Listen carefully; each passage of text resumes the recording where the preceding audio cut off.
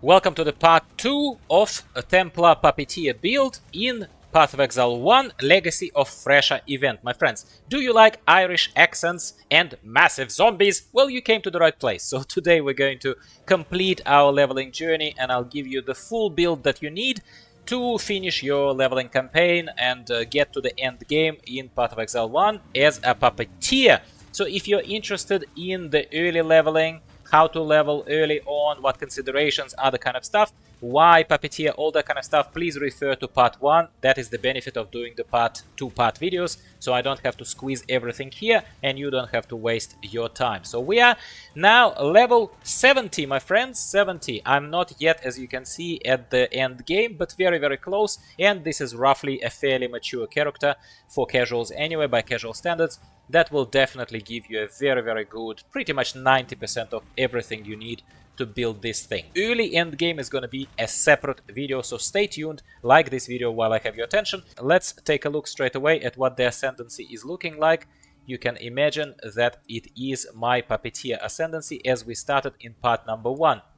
So we started by Graveyard Shift, and obviously during the second run through the labyrinth you will get the Flesh Puppets, which is the main defining skill for this build. It is the Giant Zombies build, it is the +4 level to all raised zombie gems, and plus 25% purely optical with increased zombie size. Awesome. So the only real thing is that you have left to you is Rotting Might, and if you are going to persevere with this build into the end game and go through the labyrinth 4th time, I would not bother, then obviously you'll take Feeding Frenzy. Before you ask me for POB, as I have basically said, path of building, I record these videos and I record these detailed guides for people who respect me and respect themselves. Use the chapters, I put chapters there for you, but I talk you through everything, which is why also investing effort into creating a detailed path of building export.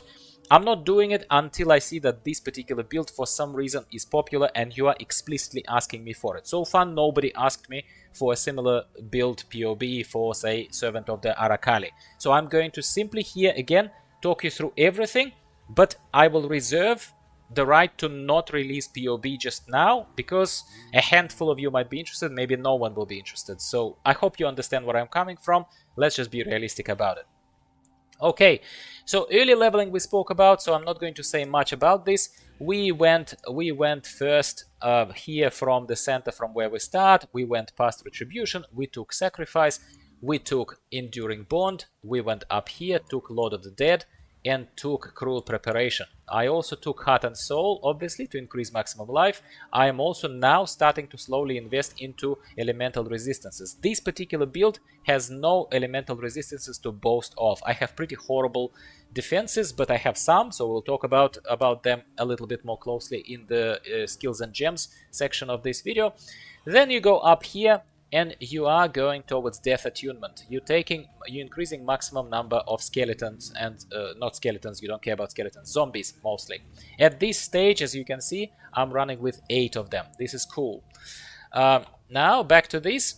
While we're talking about this, Jewel Cluster, you do not have to use Jewel Cluster. I came across in a Soul of Self found, I came across this wonderful Loth Curio large cluster jewel, which, as you can see, has given me extra opportunity to beef up the damage of my minions and get this new Feasting Fiends passive skill, which again has given me more damage and minions have maximum life as well as self-sustainability. That's what I did. You don't need this. Even without this cluster, it's a perfectly viable build in my humble opinion, especially if you invest a little bit better kind of time and focus into your gearing. My gearing is kind of so-so. It's not horrible, but it's so-so.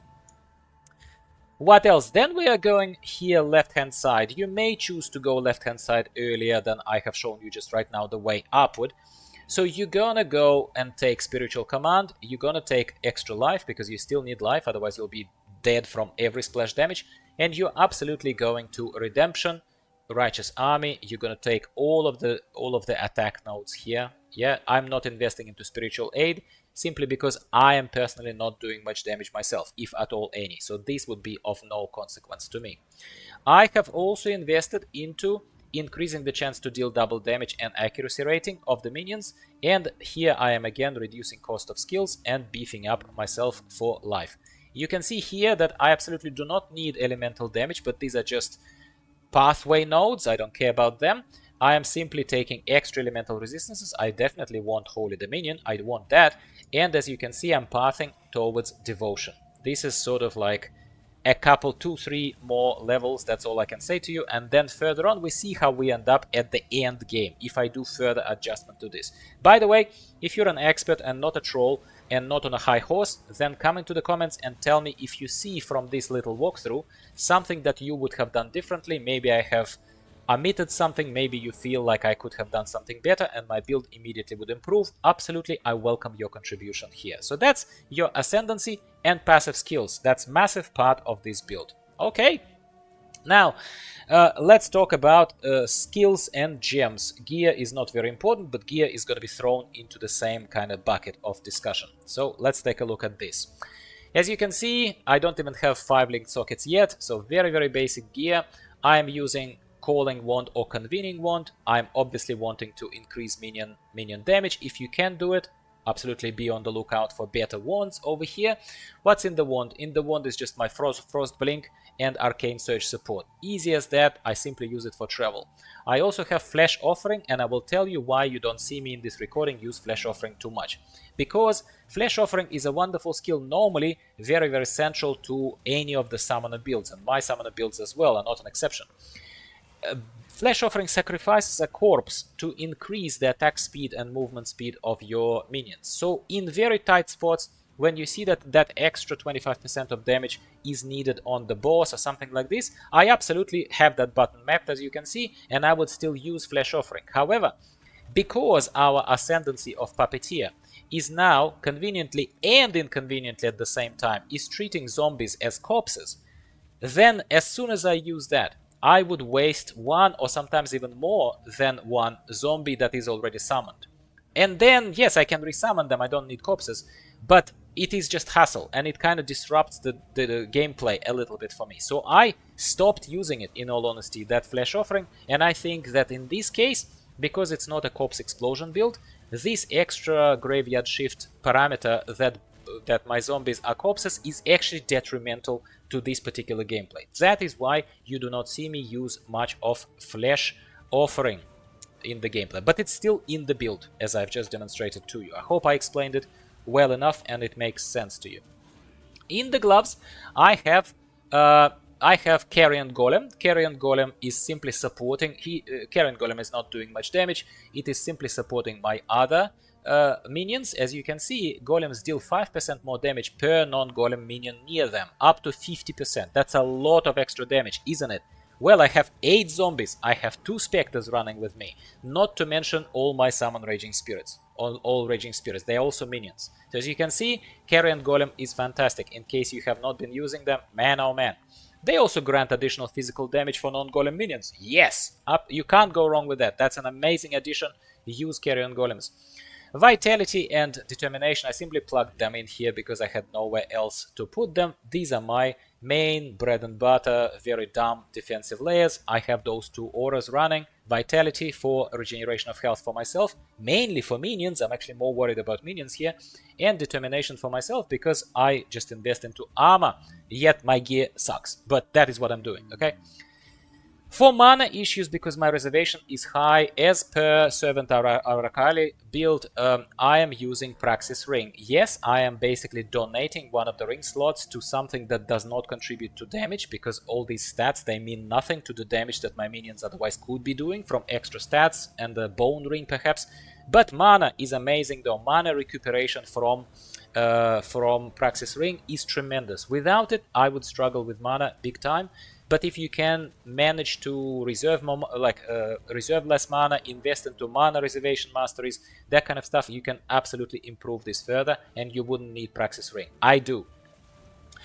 Raise Zombie, plus 4 levels from global modifiers. That is from our Ascendancy. Unfortunately, I don't have any good items that would also, as you know, it's fairly common in Path of Exile to have items that give +1 or +2 to minion gems. Be on the lookout for that. Obviously, that's your main thing. The more levels from these global modifiers to your summon zombies or any other minions gems, the better off you will be. I am doing minion damage support, why not? Yes, they have less life, but I compensated through talents, as well as they kind of regenerate enough life. I'm not in trouble by using this so far, and it's extra quite a bit of damage they do. Minion speed support, amazing. They move faster, they attack faster, like come on, do I need to say more? That's amazing. And multi-strike support. Now, here is where we can debate. I have used Splash I have given melee splash support to my summon Raging Spirits. You could argue and tell me, and I welcome this opinion, if you say that melee splash would be better on zombies than on my Raging Spirits. You might be right. I prefer zombies to punch hard and punch twice on the bosses and on single targets. 8 of them, they wipe out everything anyway. And then melee splash is applied to summon Raging Spirit. Nothing super fancy here. Minion damage support again, absolutely. Unleash support to make sure that I don't have to wait too long until all of them are summoned. It just spits them out in larger groups, that's fantastic. And melee splash, as I already said to you. You can absolutely give them speed here as well. Minion speed if you had more than 4 links over here, obviously 5. But in my case, you can see the gear is not entirely crappy, but it's quite modest. Very solo self-found. Solo self-found. Even Praxis Ring, I didn't buy it, I found it. What else? I have one bone ring, not the best one. I am just making sure that I keep up with the stats. As you can see, my items are not even enchanted yet. Like, they are not even yet crafted properly. So you could certainly improve that. Now over here I have Raised Spectre. Raised Spectre is also, it's a mid shield, it's a bodyguard. Raised Spectre I use mainly in order to use those silverback gorillas. And in this case, I can't remember the name of this gorilla, but the Chieftain gorilla from the Riverways and from Southern Forest and from Ashen Fields, also in the game you can summon them. They are throwing power charges and frenzy charges on all minions and on yourself. These guys are currently only throwing power charges because one of my gorillas has died, the one that was throwing green ones, the one that was throwing frenzy ones. But ideally you would want both. You would want one of them throwing blue ones, power charges, and one of them throwing green ones, frenzy charges, for both critical strike and attack speed support on minions. Finally, melee physical damage support. Why not? Why not? They already hear those specters, they might as well be supported. In the shield, I'm using defensive layer of the cast when damage taken support. Keep this at level 1 so that it gets triggered at the lowest damage received. It then triggers Immortal Call, which also needs to be kept below level 36. I kept it at level 34 because it's pedantics there, it's 1% there or something, even less. And basically one thing triggers another if you get hit and if you received more than 528 of total damage, and it reduces the incoming damage for a short duration by 25%. That's a very big help for you.